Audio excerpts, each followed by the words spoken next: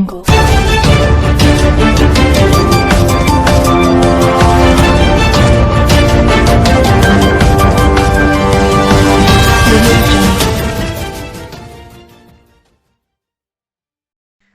علیکم، Asia 41 news کے ساتھ میں ہوں آپ کی میزبان متربہ یوسف۔ خبر شامل کرتے ہیں سرگودا سے۔ ہمارے بیورو چیف محمد ندیم کے مطابق ملک حسن خدمت فاؤنڈیشن بننا میاں والا کی طرف سے قریب 50 گھرانوں میں راشن تقسیم کیا گیا۔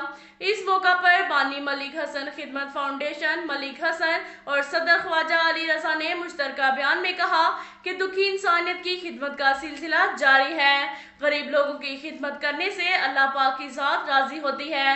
ماہ رمضان افطار پارٹی کا اہتمام بھی کیا جائے گا۔ عید کے موقع پر غریب گھرانوں کے لیے عید پیکج بھی دیا جائے گا۔ اب تک کے لیے اتنا ہی کافی ہے۔ ملتے ہیں اگلے بلیٹن میں، ہمارے ساتھ رہیے گا۔ اللہ حافظ۔